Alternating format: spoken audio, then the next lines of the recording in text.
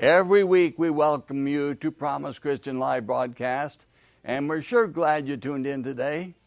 Oh, did you know that there are universities that are so-so, and many that are very good, and then there are a few that are really great? I would say that Promise Christian University is among the great. But don't take my word for it. Check it out for yourself. Phone 1-888-723-6233 or email us mypcu@aol.com. And it's with pleasure I introduce to you the president of Promise Christian University, Dr. Mike McKinney, our weekly host on the show. Mike, who's our guest today? Well, first of all, thank you, Dudley, for that wonderful plug for Promise Christian University. I appreciate that so very much. And our guest today is Jerry Prickett, engineer Jerry Prickett, and a dear friend of Adele and I and his family. And Jerry, it's a delight to have you on Promise Christian Live TV today. Well, it's great to be here. This is my first occasion to engage in something like this. Oh, I haven't. First time on television. First time on TV. Well, I know you're going to do great. You have such an interesting story, and being the background that you have is, I know our viewing audience today is going to enjoy hearing you, and to know that you're a believer in the Lord Jesus Christ. But let's begin. I know that you had a tremendous Navy career, and later became an aerospace engineer and all that. So could you tell us, how did your Navy career get going? Well, kind of unusual. We grew up actually on a farm and moved to town during World War II. Small town or village, actually. It was a population of maybe 1,600 at the most, counting some of the chickens and horses. Right. But it was out in the farm country south of Detroit, on the downriver area, Detroit River. And in that river was a long, narrow island called Grosse Ile, and called Naval Air Station. Ah. And so during World War II, I watched the guys flying and getting qualified there. They trained a bunch of them in the old open cockpit, yellow biplanes. Like we've seen in the movies, right? I'd be out in the fields, and they'd come down and buzz us, and they're doing the little flat hatting that they're not supposed to do, but it's good training. Right? And it's flat country, There's not many mountains there in Michigan. Hills, maybe. Hills, yes. But so when the war started, of course, I guess I watched a lot of that go on, the activity from Detroit, building bombers and trucks and those kind of things. Of course, the tanks, they shipped through town. They came through our town, and, yes. On our way south to Fort Leonard Wood or whatever, down to Fort Bliss. Trucks were the same things. Aircraft, B-24s, I remember a lot of those, just building those. You could see those gleaming in the evenings when the doors were open in the summer, No air conditioning in those days. Wow. But so it was pretty exciting, seeing movie tone news every weekend after we did our chores. Yes. So I always had 3 or 4 jobs, and my dad always did. So he was a little too old to be drafted, but he was in the Coast Guard, so they had to protect those all those power plants up and down the Detroit River for the manufacturer. They were pretty high on the I can imagine sabotage list, yes. the Japanese and the Germans. So, and they were pretty serious about trying to get them too. But of course, there were interesting stories about some of our school teachers told us about prior to World War II, the Prohibition days, and how they were running, alcohol across the rivers and high-speed boats. And, yes, all that too. Yeah. Wow. So then, as a young man, you decided to, of course, you went to university and all that, but you decided to go into the Navy, and you became a naval captain eventually. Yeah, I started as a seaman recruit. I did 14 years enlisted, and then took the commission later for different reasons. But initially, I guess I signed up in early '53 during the Korean War, and of course, my uncles had come back from the wars, from World War II, and cousins, and they were all telling me, "Hey, I don't think you want to get into the Army." I said, "Well, no, I had no intention of doing that. I mean, the Navy base is here. I like those aircraft, and I think I'd like to fly for the Navy." But so eventually, I did. But I initially signed up and got into the tailhook squadrons, the old bent wing Corsairs, as a crew chief. Right. And so what you were what the Navy calls an Airedale. I was an Airedale. A naval right. aviation Brown shoe person. Navy, yeah. The black shoe Navy, or the NAVC, those are the seagoing fellows assigned to the various ships. And so as part of the air groups, we were brown shoe, and we would come aboard the carriers and do the 6 or 8 months, whatever, you know.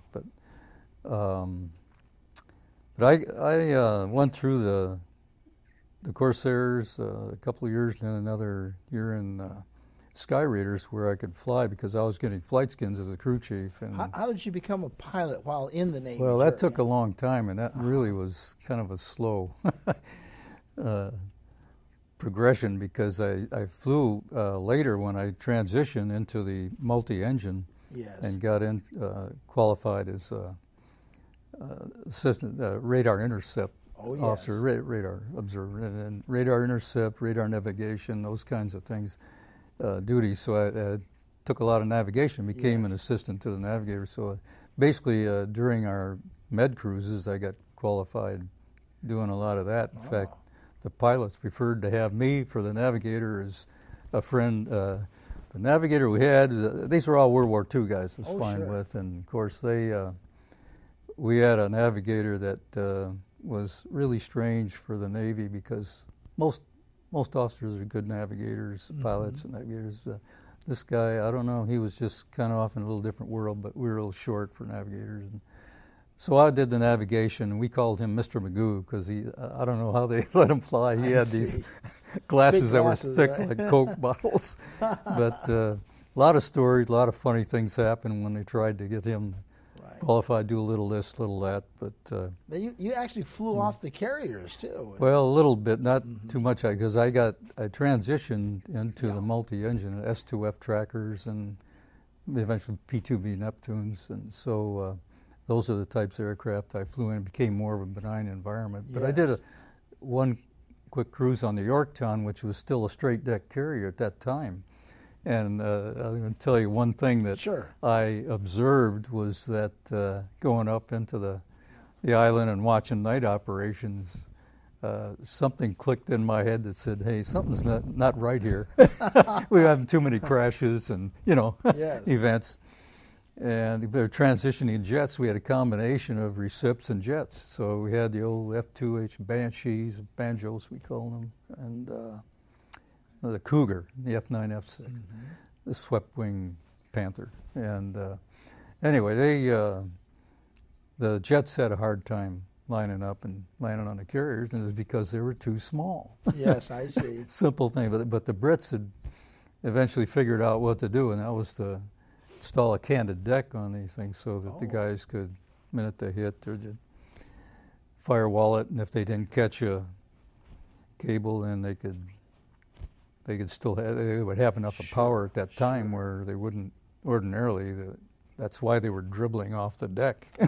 So you figured out what happened. Anyway, that's next year they got their canted deck, but they were cycling all the carriers through installing canted decks, and then they basically came up with a bigger carrier, and that kind of solved the problem of attrition, high attrition. You're very observant to notice that, Jerry. And so you began to, eventually you got your commission as an officer. Yeah, I was going to mention, I made chief petty officer so fast that in fact, you were the youngest. I had a degree at that time. I was the youngest chief in the entire Navy. At that time. Is that right? That's what they told me, but that was no big deal in those days. Well, congratulations, just keep on pumping, Yeah, but, so I knew that as a chief I could get all these other qualifications and get these schools, so I did that. In the ASW world, it was more of a challenge to me because the attack mission is basically just coming in, pulling G's, and fire. With the Sky Raider, it was kind of a flying tank, so it was a good aircraft. My brother flew in them for 10 years. So he really enjoyed those, but younger brother.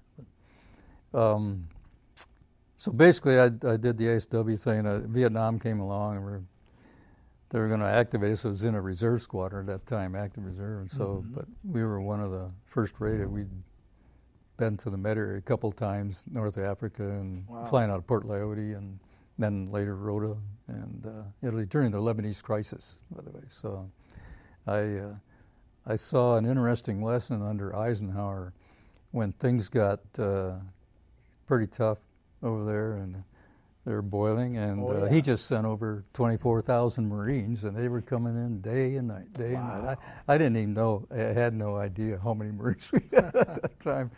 But I guess we had about 30,000 sailors over there with the Sixth Fleet, so we flew those missions. Apparently at that time a couple of Russian subs had entered into the Med for the first time, but they were spotted. So we were trying to find them, but the Mediterranean is a big area. It's a huge area, definitely. Wow. One of my mistakes in early navigation was heading back from Naples, I guess, or it must have been that Air Force base there in Naples.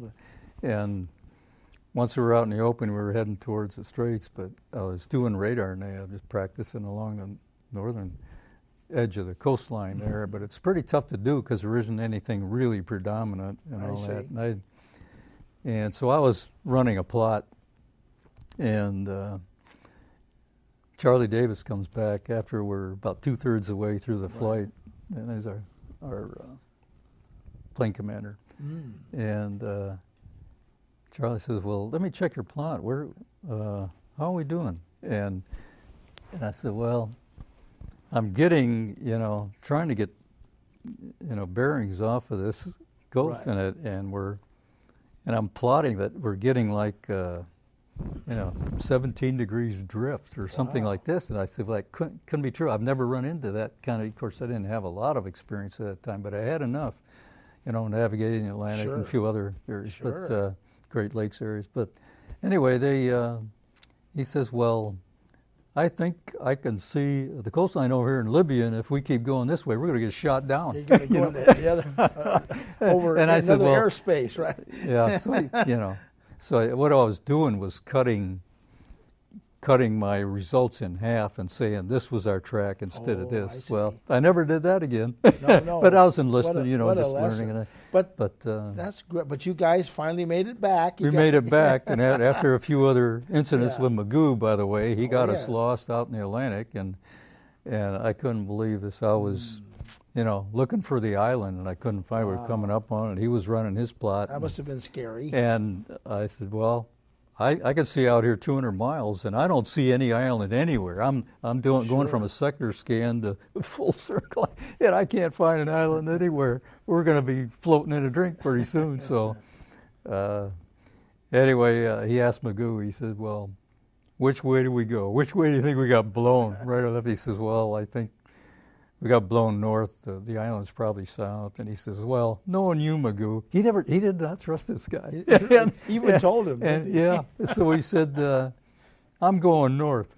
So we start the plot north, and I'm doing a sector scan, looking up there, and I can't find anything. We go for about an hour. We're figuring out a fuel burn is not going to last much longer. So anyway, if it's south, then we better turn around. So we did a 180, come back down that track, and I'm looking for that thing, really, that island. You made it. The Azores, by the way, the Lajes, the Air Force Base there. And so we finally found it. That was in 1958. Now, after you made it all the way up to the rank of captain, Jerry. Yeah, basically what I did then was during Vietnam, I just accepted a commission. I had to take a battery of exams and all that. But I had a degree in electrical engineering. I was going to ask you about your engineering part. What they did was they gave me a direct appointment since I was a chief and all that. I had the uniform, so all I had to do was put on the gold. But so they gave me that designator, ran that through, stamped a big red rush on the papers, and then was accepted as a Lieutenant JG, which is 02. So very good. And then 18 months later, in 03. But now you also had an engineering degree. So did you already have your engineering degree at that time? Yeah, at that time. Yeah. So that's why they did that. But then they immediately changed the designator back because they wanted me still to fly the ASW mission because I had all these quals and all the various sensor systems on the aircraft. I knew the tactics. I'd gone to the school, so they ran me back down through Corpus Christi and put me in with a group of 15 pilots, and they were going through advanced nav. You were still so relatively a young man, very young man. Yeah, I doing looked all a lot these younger things. than I was, so they didn't really know, except they wondered, Wow. you know. Well, you've been. We did the celestial thing. That was I the one see. thing, the only thing I didn't have, because I used Loran, radar, Right. DR reckoning, and a lot of those things in those days. We did not have inertial nav, and we had our GPS, of course, but Sure. eventually they got inertial nav, but they still kept requiring celestial quals, Wow. So you steadily went up in the Navy. Steadily went up, and then you also, and I understand that I can just say this as a friend. I'm so proud of you. You were also on the list for Rear Admiral at one time. Yeah, there was a lot of us on the list, but Wow. how the but thing just goes, to be that even peak thought up of is a great for our viewing audience. Just to be even that's, selected to be on the list to either be a general or an admiral. That's an honor all in itself. And I know, Jerry, you had that honor. It's wonderful. Well, I got farther than I thought I'd ever go. Wow. So I had no intention And I understand really. you but had an office at the Pentagon or near the Well, Pentagon. no, I was on assignment working for. What I did was I flew for 20 years, and I got a chance to get into program management. And NavAir Syscom in Crystal City there. So that's down the street from the Pentagon. Street, sure. Yeah. And so a couple assignments I got over there. But basically I was working for those, the captain at that time, as a lieutenant commander and a commander. Sure. Working Fiat programs. So I worked regular Navy programs, and I ran them being an officer in the active ready reserve. Sure. So at the same time, I was doing a similar thing.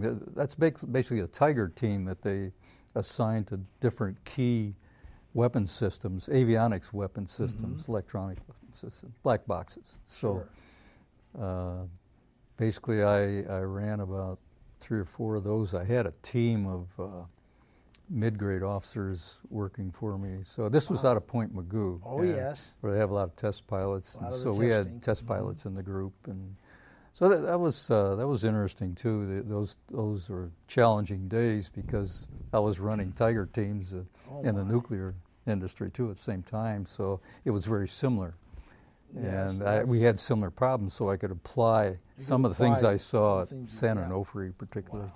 Now I understand that then you got in also, besides your naval career, you also had a career in the aerospace industry too as an engineer. I did prior. I worked for our Dr. Von Braun's people in Huntsville. I was going to say to our Marshall Space viewing Flight audience, Center. as a young engineer, you had the opportunity of working with Werner von Braun. Yeah, it was interesting. My I worked for his guys that he brought from Poonamundi on the missile German programs. German rocket program. Yes. Yeah. So I got to talk to them. In fact, I had a conversation with George Mueller, who was his deputy, in the blockhouse one time. We were finishing up the Saturn V complex, all the electronic systems there for the Saturn V booster. And he was telling me, confiding in me, that he says, well, boy, you guys, you've done an amazing job here with these systems, the accuracies and all this, and the control systems. It said, that junk we had in Poonamundi was terrible. No wonder we had all the accidents, The Nazis were giving them trouble. They even threw von Braun in jail for a while. I forget how long he was in there, but they thought he was deliberately sabotaging the program. He wasn't. He was, no. he wasn't too happy about the Nazis, but Right. So. But as a scientist, he had to do his job. He had to do his job, and he was watched very closely, and he had a good lieutenant colonel that was kind of watching, being in his back and watching his back. You must have been kind of honored. excited to be working with people of that just caliber. To see him down there and to watch. Yeah, sure.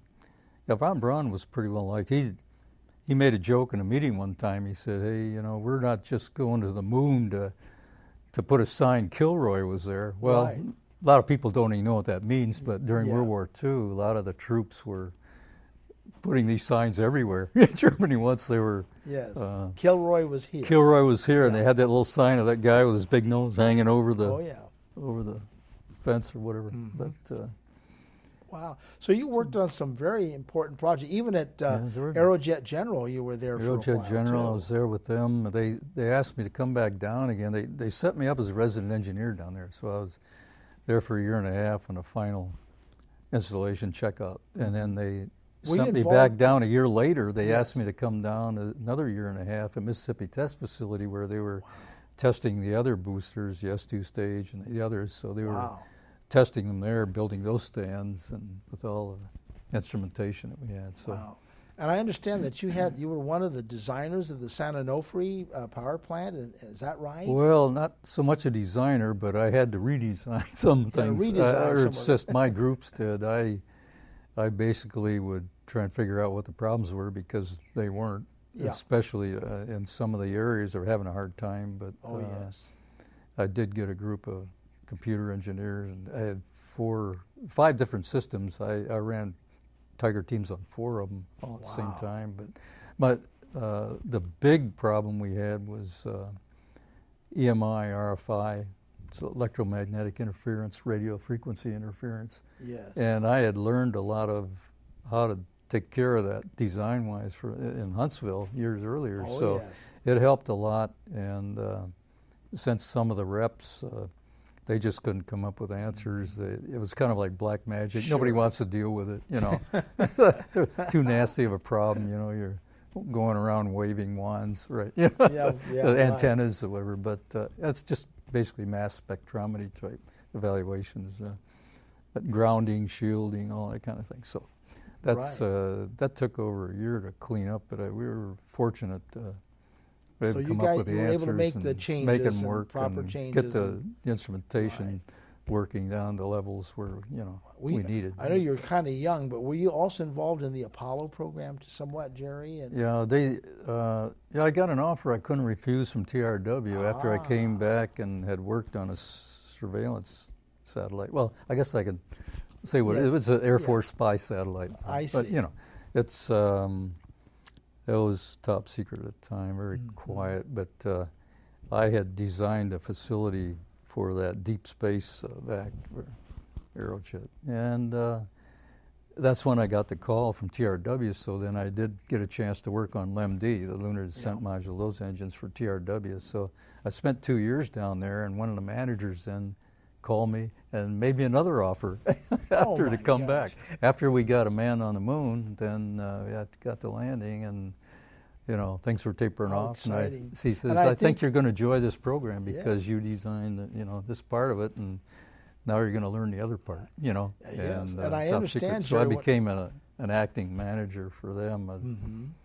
Well, it did give me the manager code. I was kind of like And when we first met you, we realized that you had worked with my uncle at Aerojet General. Yeah, Horace Hubbard. That was unusual when you mentioned his name because I knew him. He was up in the front office. And, Academy grad. Oh yeah, quite a guy. Yeah. One of my favorite uncles, of course. Yeah. But I'm so glad that you have such a wonderful career, and then of course to know, Jerry, that as a man of science and technology and engineering, you're also a believer in the Lord Jesus Christ. Yeah, I've been treated to a lot of what I realized were miracles, divine interventions. At the time, I just thought it was really good luck. Oh yeah. and that's what we used to talk at flying. For 20 years, you're going to have now you know it was the a Lord. few incidents, right? Boy, there was some amazing things like flying into a cloud bank and having a guy come out the other at us, Lord have mercy. And it was a miracle in itself that we missed it just getting through. Yeah. But there were some other close calls like that. Sure. But there was an amazing one just on the freeway about 2 a.m. going down to North Island. And that was a wake-up call at a closing rate. This guy was apparently drunk and got on the wrong side of the freeway and a curve down there at San Onofre. Oh my! And it looked like he was in the other lane. I was half asleep anyway. I've been working 80, 100-hour weeks, Right. And anyway, it was just like this. All of a sudden, it was a flash. My. And somehow my arm jerked. Yeah. And I was going down sideways, and this guy just missed me by a hair. That was the Lord. He protected you. And, the sparks were flying, the rims were chewing into the concrete, and they were shooting out 20 feet. And then I came back, and of course the adrenaline was pumping by then, and I had whipped it around the other way, but I didn't. I had no idea what I was doing. It was this, and that's real hard. It was so hard, my arm hurt for a couple of months. Right. But Well, so you know that was kind of a wake-up call. It was a wake-up that call. Was, yeah. And then I look back at the other incidents and the hand of incidents God. Incidents since then, just recently. You know, I mean, within the last 5 years. I know, and you've grown so beautifully in the Spirit. You guys are just so involved in your church and the work of the Lord. And you're also, I'd like to say to our audience, Jerry's also a professor at Promise Christian University. Yeah. You've been helping us in the Chaplains program. I saw the light. Yeah, he saw the light. Yeah, for sure. Yeah. Well, that's wonderful. Well, Jerry, we want to thank you so much for being on our show today. Jerry Prickett, and he's a retired naval captain, aerospace engineer, worked with Werner von Braun, and he loves the Lord Jesus Christ. I know his family, they're beautiful churchgoers, and they all just love the Lord. It's just fantastic. Thank you, Jerry, for being on the show today. You know, thank you. As I want to say to our audience today, we appreciate these programs from Promise Christian Life TV, and we hope that you're enjoying the interesting guests that we're bringing your way. And if any of you are happening to be looking for a good Christian university, Jerry's one of our professors now. We'd like to have you consider Promise Christian University here in Pasadena. We're so proud to be in this place, and we thank the Lord. And Dudley, again, the Lord's really blessed us today on the show. Mike, I'm so glad that you are the host on our show. Well, thank you. You do a great job. Thank you. Thank you. Don't you think so? The guests Mike gets on our show are all terrific. And if you have a suggestion of someone you would like to see on Promise Christian Life, give us a call or email. Phone 1-888-723-6233. If you like, email mypcu@aol.com. Also ask for this week's free gift. Another way to receive your free gift is to go on the web. Just type myfreetvgift.com. Again, myfreetvgift.com. As my wife Raven always says, have a blessed day. See you next week.